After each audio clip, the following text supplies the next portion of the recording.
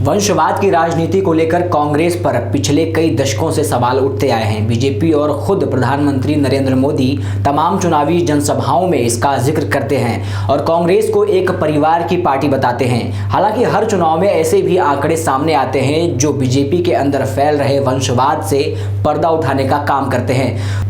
वहीं अब कांग्रेस के दिग्गज नेता ए.के. एंटोनी के बेटे अनिल एंटोनी को पार्टी में शामिल कर बीजेपी ने एक बार फिर बता दिया है कि उनके लिए वंशवाद के अलग ही मायने हैं। एंटोनी के बेटे का बीजेपी में शामिल होना पहला उदाहरण नहीं है। इससे पहले भी बीजेपी कई सालों से कांग्रेस के वंशवाद को अपने हाथों से पाल पोस रही थी। ए.के. एंटोनी के बेटे अनिल एंटोनी ने पीएम मोदी और गुजरात दंगों पर बनी बीबीसी डॉक्यूमेंट्री की आलोचना की थी। इसके बाद विवाद बढ़ा तो उन्होंने कांग्रेस पार्टी छोड़ने का ऐलान कर दिया।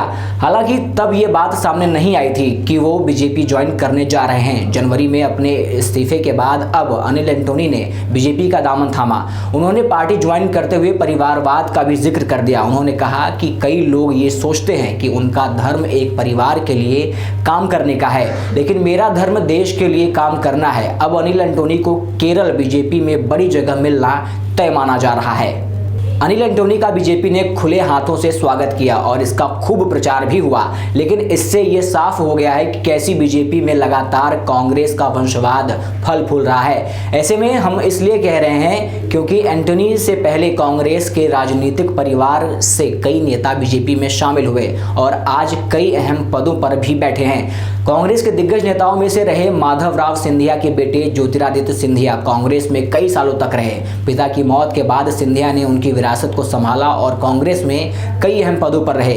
अपने पिता की पारंपरिक सीट गुना से ज्योतिरादित्य सिंधिया ने पहली बार चुनाव लड़ा और इसके बाद लगातार जीतते गए। 2014 की मोदी लहर में भी उन्होंने जीत हासिल की। हालांकि 2019 में उन्हें तब झटका लगा जब उनके ही एक पूर्व निजी सचिव ने बीजेपी के टिकट पर चुनाव लड़ा और उन्हें हरा दिया। मध्य प्रदेश की राजनीति में कई साल देने के बावजूद ज्योतिरादित्य सिंधिया के मन मुताबिक काम नहीं हो रहा था। कमलनाथ के होते हुए उन्हें अपना राजनीतिक भविष्य नहीं दिखा तो उन्होंने पार्टी छोड़ने का फैसला किया। इससे ठीक पहले उन्होंने प्रधानमंत्री नरेंद्र मोदी और अमित शाह से मुलाकात की थी। इस मुलाकात के बाद ही सिंधिया ने इस्तीफे का ऐलान किया। बीजेपी ने बड़ी प्रेस कॉन्फ्रेंस कर कांग्रेस के इस नेता का ग्रैंड वेलकम किया था। आज सिंधिया केंद्रीय मंत्री हैं। राजनीतिक मामलों के जानकार रशीद किदवई इसे लेकर कहते हैं कि इस बात से इनकार नहीं किया जा सकता कि बीजेपी में वंशवाद नहीं है। पिछले कई चुनाव में हमने ऐसे कई उदाहरण देखे हैं जब बीजेपी ने अपने ही नेताओं के बेटों को टिकट दिया।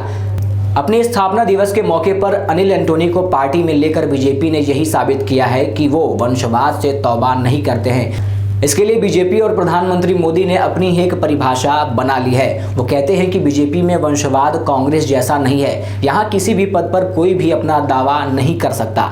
कुल मिलाकर जो भी सत्ता में है वो कुछ भी कर सकता है या फिर कहें तो अपने हिसाब से किसी भी चीज की परिभाषा को बदल सकता है। यानी बीजेपी भले ही कांग्रेस पर परिवारवाद या वंशवाद का आरोप लगाकर लगातार हमला करती रहती है, लेकिन सच्चाई ये है कि बीजेपी खुद कांग्रेस के वंशवाद को आगे बढ़ाने का काम कर रही है। अपनी पारंपरिक पार्टी कांग्रेस को छोड़ने के बाद जो भी नेता बीजेपी में शामिल हुए आज उन्हें कई अहम पदों पर जगह दी गई है। ऐसे में कहना गलत होगा कि बीजेपी परिवारवाद को बिल्कुल भी बढ़ावा नहीं देती।